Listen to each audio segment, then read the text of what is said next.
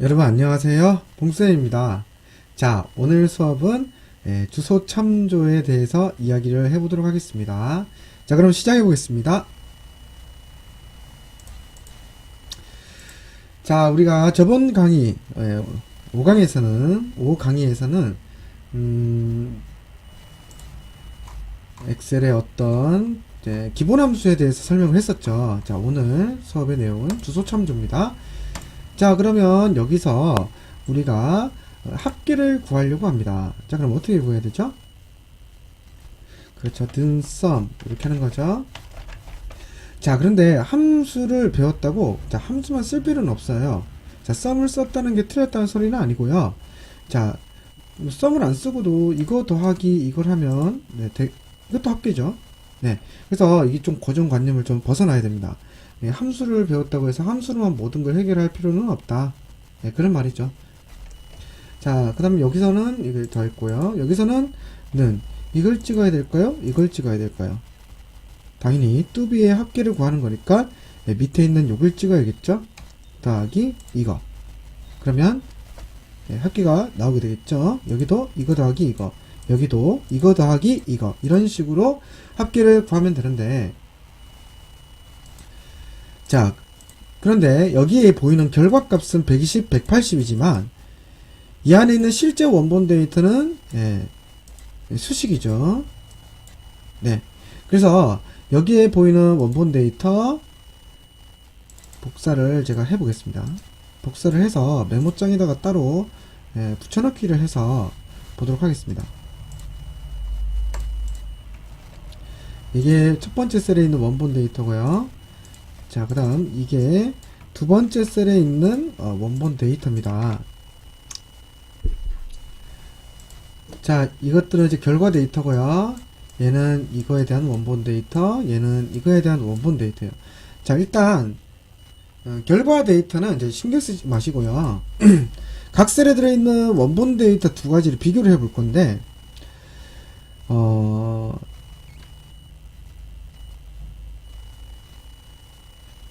네, 틀린 그림 찾기라고 했을 때 이 두 개의 차이는 뭐죠? 예, 는도 똑같죠. C도 똑같죠. 근데 5가 6이 됐죠. 자, 더하기도 똑같고, D도 똑같은데 5가 6이 됐죠. 다시 말하면, 다 똑같은데 주소의 숫자 부분만, 각각 틀리다. 근데 이 숫자 부분도 그냥 랜덤하게 틀렸다기보다는 뭔가 규칙적으로 숫자가 일씩 증가한 느낌이 들어요. 자, 이게 우연인지 아니면 한 번 더 해보도록 하겠습니다. 자, 여기 셀에서 계산을 합니다. 여기 셀에는 이걸 더해야 되나요? 이걸 가져와야 되나요? 이걸 가져와야 되나요? 당연히 이걸 가져와야 되겠죠.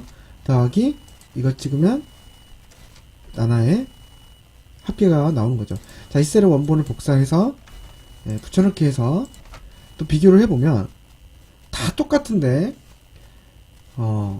숫자만 틀리죠. 자, 그러면 뭔가 제가 뭐 선생님이 주소의 숫자를 일씩 증가시키려고 했던 노력은 없지만 이 겉으로 봤을 때, 결과로 봤을 때는 그런 느낌을 못 봤는데 각 셀에 있는 원본을 복사해서 붙여넣기 해서 비교를 하니까 숫자만 일씩 증가한 것 같아요. 자, 이런 이야기를 왜 하냐면은, 자, 이게 지금 무슨 데이터죠? 자, 엑셀에는 몇 가지의 데이터 형식이 있다고 했어요.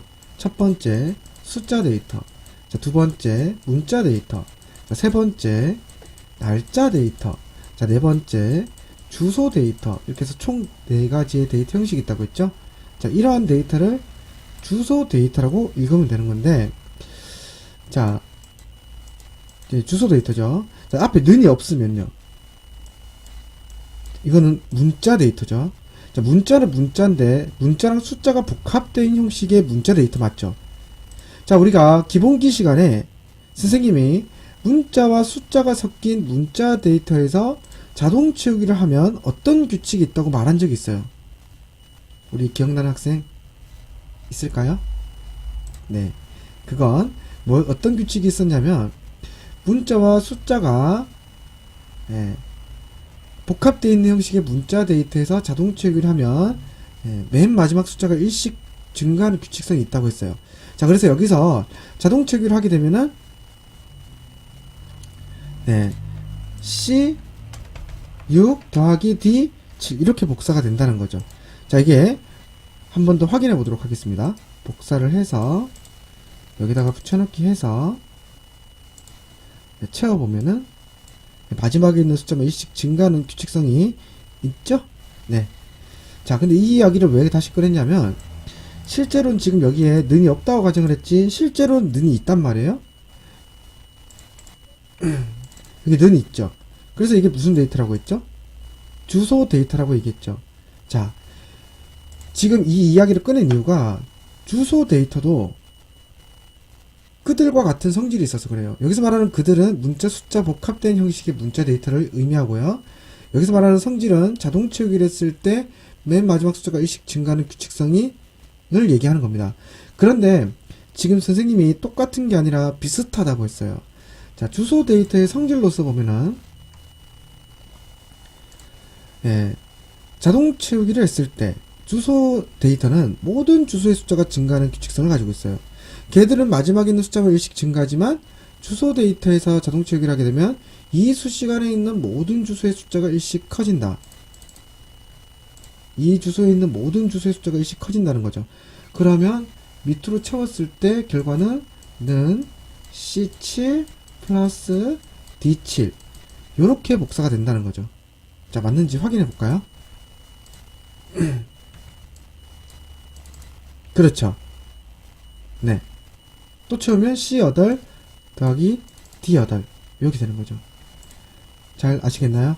이런 주소의 성질은 잘 기억해 두셔야 됩니다.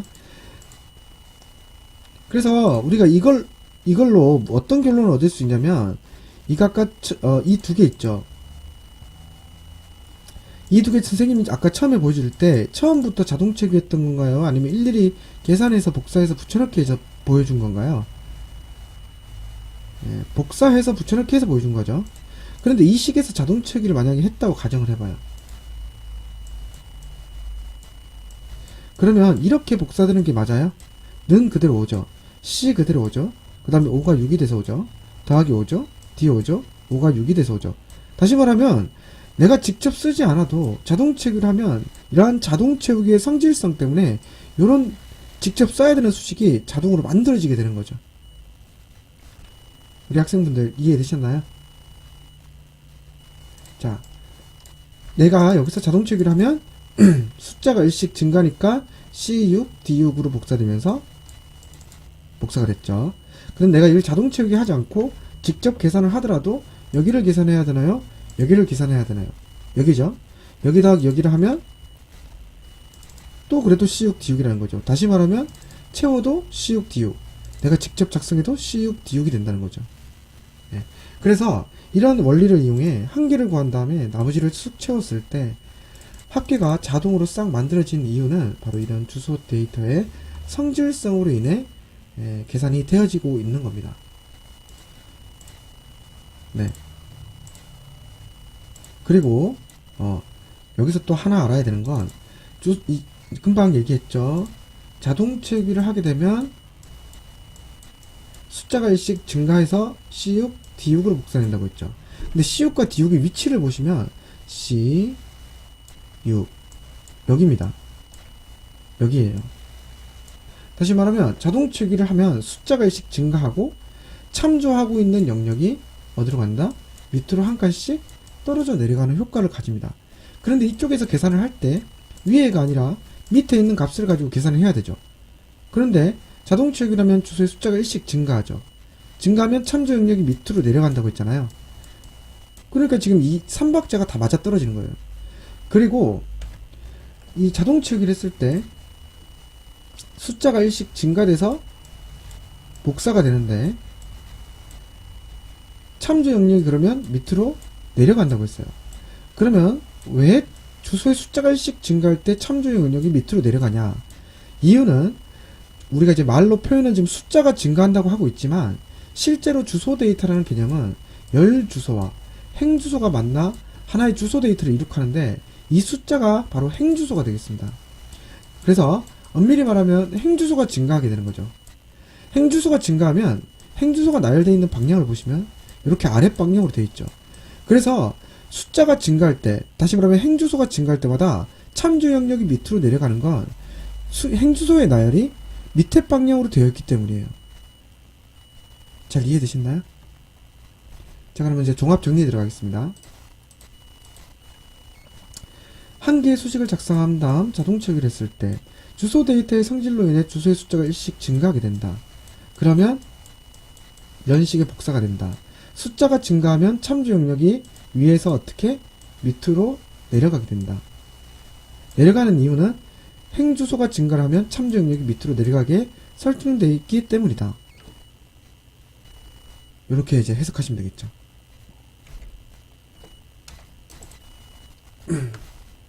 자, 그러면 이게 바로 자동 채우기를 했을 때 합계가 만들어지는 원리가 되겠습니다.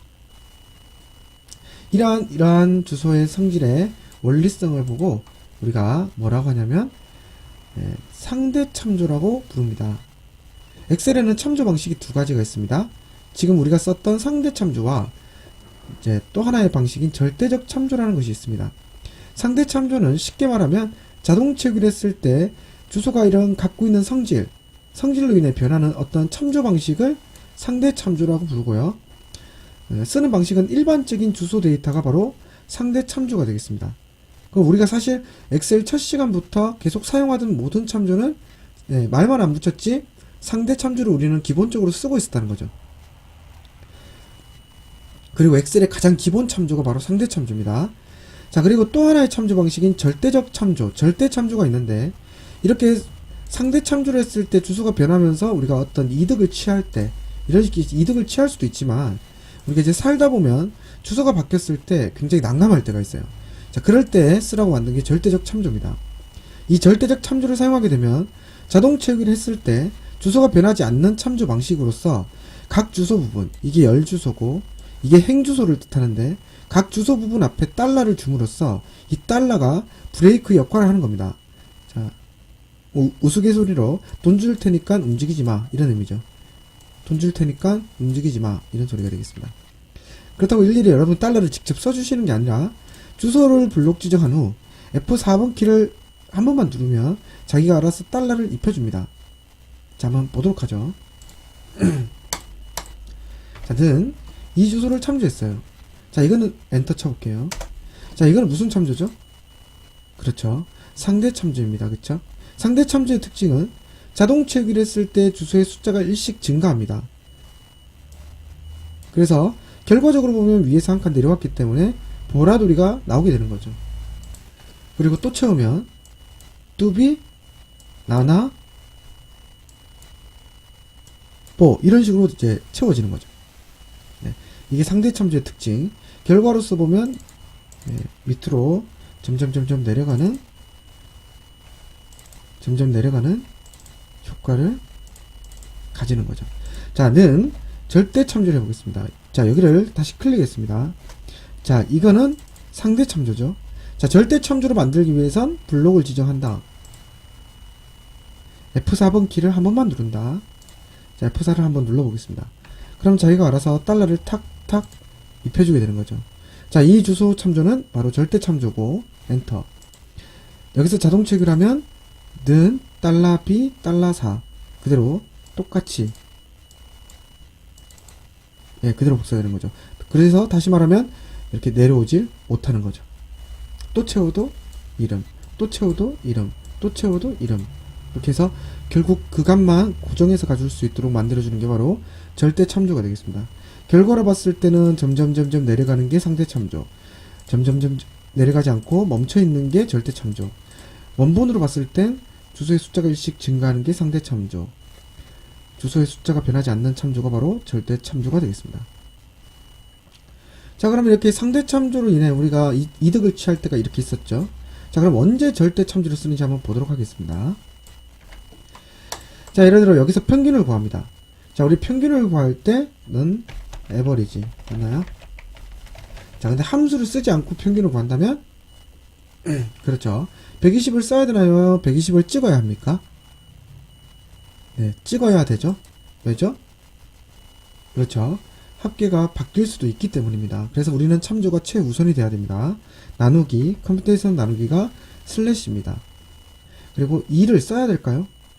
아니면 2를 찍어야 할까요? 아니면 둘 다 답일까요? 정답은 2를 찍는 겁니다. 왜냐하면 과목수가 언제 바뀔지 모르기 때문입니다. 그래서 이런 걸 만들어 놨다는 것 자체가 과목수의 변동사항이 있을 수 있다는 가정이 들어갔다고 보시면 돼요. 그래서 항상 최우선은 참조가 되어야 합니다. 자, 그럼 엔터를 쳤습니다. 그럼 평균을 구했습니다. 120 받아왔고 2를 받아왔고 120 나누기 2가 되는 거죠. 자, 한 개를 구했으니까 나머지는 뭐 하면 되죠? 자동 채우기를 하면 되겠죠. 자, 근데 여기 지금 에러가 나고 있어요. 자, 우리 학생분들 이 에러가 난 이유에 대해서 잘 아시겠어요? 잘 모르시겠다고요? 모르실 때는 이 셀을, 에러 난 셀을 더블 클릭해보면 돼요. 자, 에러가 났을 때 에러가 난 셀을 더블 클릭을 해보면 우리가 좀 잘 알 수 있습니다. 자, 더블 클릭을 하면 이 수식의 원본이 나오면서 이 수식의 주소 위치들이 나오게 돼요. 이 주소의 위치가 나오게 되는데 둘 다 상대 참조니까 밑으로 한 칸씩 내려갔죠. 내려오면 돼요, 안 돼요? 안 돼. 이 파란색 주소는 밑으로 내려가서 뚜비의 합계를 잡아야 돼요. 하지만 녹색 주소는 내려가면 돼요, 안 돼요? 안 되죠. 그래서 우리가 이제 사용을 하다 보면 주소가 바뀌면 좋을 때도 있고 주소가 바뀌면 안 되는 경우도 있다는 거죠. 그럴 때 쓰라고 만든 게 바로 절대 참조입니다.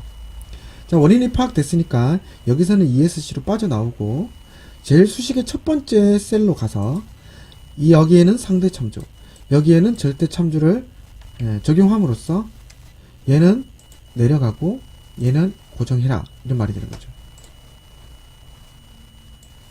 그럼 수식을 올바르게 잡을 수 있습니다. 그리고 마지막 값을 항상 자동 채우기를 했을 때 마지막 값을 더블 클릭해서 주소의 참조 위치를 반드시 확인하셔야 됩니다. 네. 자, 이렇게 해서 우리가 상대 참조라는 것과 절대 참조라는 것에 대해서 좀 깊이 있게 좀 다뤄보았습니다. 이 참조라는 것은 엑셀을 하기 위한 가장 기본적인 내용인데, 그리고 아주 중요한 내용이에요. 예.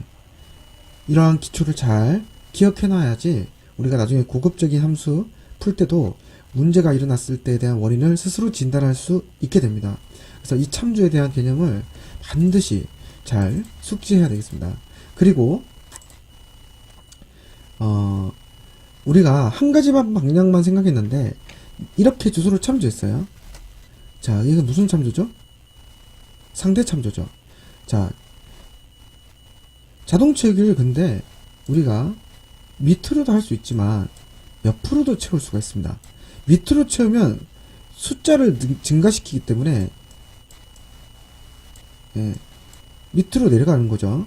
근데 옆으로 채우게 되면은 문자가 증가합니다. 자, 밑으로 채우면 숫자가 플러스 1이 되고요. 옆으로 채우게 되면은 문자가 플러스 1이 됩니다. 자, 문자가 증가한다는 건 A에서 B, B에서 C, C에서 D 이런 식으로 증가한다는 거죠. 그런데 숫자가 증가할 때는 밑으로 내려가는 효과를 가지지만은 옆으로 채우게 되면은 문자가 증가하게 되면은 참조 영역의 위치가 옆으로 가는 효과를 가집니다. 다시 말하면 여기서 옆으로 채우면 C4가 되는 거죠. C4는 여기죠. 그래서 다시 말하면 1로 가는 거예요. 이렇게요. 자, 그래서 옆으로 채웠을 때는 주소가 옆으로 갑니다. 참조 영역이. 그러면서 원리적으로 봤을 때 문자가 1씩 증가하고요. 밑으로 채우면 숫자가 1씩 증가하면서 참조 영역이 밑으로 가고, 옆으로 채우면 문자가 1이 증가하면서 옆으로 가게 되는 효과를 가집니다. 그래서 이런 기능을 이용해 우리가 이런 것도 할 수 있어요. 여기 주소를 참조했죠. 그럼 옆으로 쑥 채우면 옆으로 쭉 따라오겠죠. 그리고 한꺼번에 블록을 잡아 모든 주소에게 자동 채우기를 하겠다. 밑으로 채우겠다. 이 말은 즉 모든 주소의 숫자들이 1씩 증가하라. 다시 말하면 참조 영역이 밑으로 한 칸씩 내려와라. 그러면 밑에 복사가 되는 건 보라돌이의 전체 값이 복사가 되는 거죠. 이런 식으로 쑥 채우게 되면 위의 값을 그대로 벗겨낼 수가 있는 거죠. 복사를 할 수 있습니다. 이거는 단순 복사라기보다는 위에 있는 값이 바뀌었을 때 같이 바뀌는 연결 복사의 개념이 될 수도 있다는 거죠. 네. 그래서 이러한 참조에 대해서 우리가 좀 깊이 있게 다뤄보았습니다. 자, 오늘 강의는 여기까지 하고요.